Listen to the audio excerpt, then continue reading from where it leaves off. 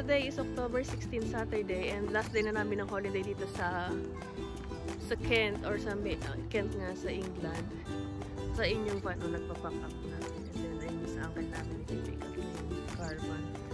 And then, but before that, we're going to Jollibee. Yay! After 5 years, mga ka-Jollibee na. Jollibee sa Leeds. Sa ano siya? Ang tawag ito? Leeds. Saan pa siya malapit? I'm not sure, but 4 hours from here. Sa Kent, 4 hours drive siya.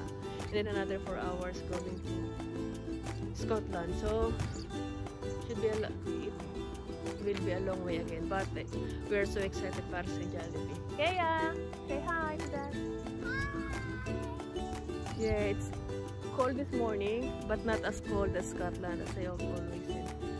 And then, I love it here. I met a lot of his family, most of his family. Because last night, hindi na ako nakapag-video, pero yung wake or celebration of life ng lola ni Paul, I mean, nandun lahat halos ng kamag-anak niya. It's nice. Al 12 na ata kami nakauwi.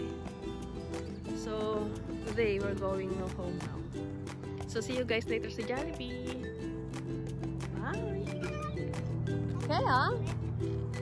Excited to go to Jollibee, and Mommy said if there's a ball, I can play in it. Yes. Sana may ball, I don't know. And sana may palabok, but I doubt it. I don't know. We will see. Yes. And that is Paul and Uncle Chris walking.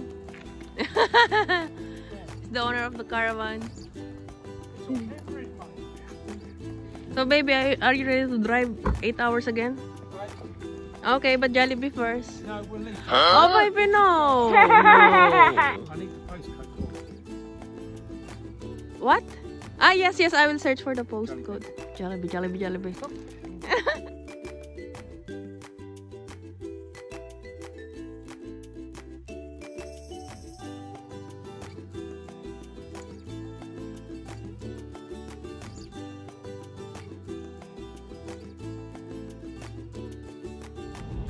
Kasi nyo yung ano na yun, yung bridge. Yun yung Queen Elizabeth Bridge.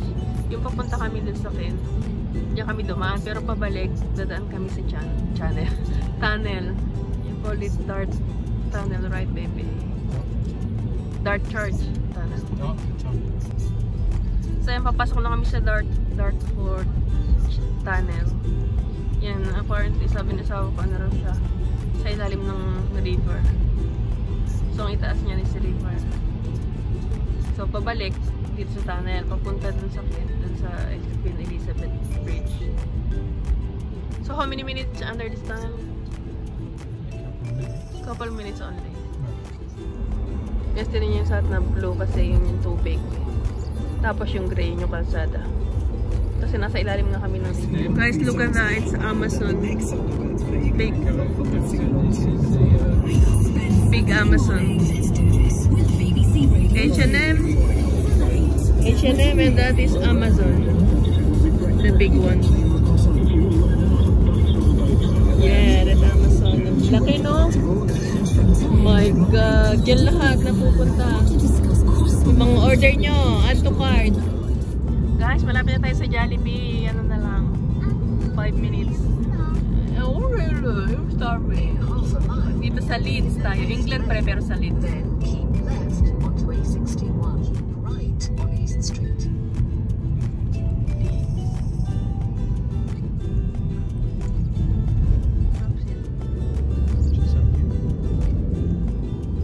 At the roundabout, take the first exit to Eastgate.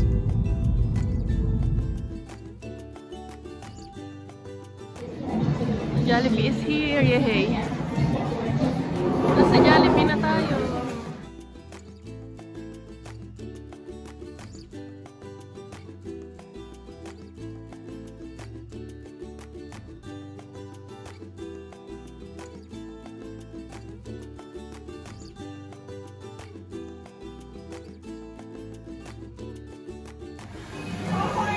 For 8, yeah baby, go for it. Go for it. Happy kid, oh. Why is he open? Guys, ang mahal. Oh, tingnan nyo naman. Yes, though. Jollibee spaghetti, hotdog meal. Mahal siya yan. Yeah. Nail up if you need to. Guys, ganito kaliit, 5.32. Ang mahal niya, parang nakakadalang kumain. Kaloka. Thank you, bye-bye. Okay.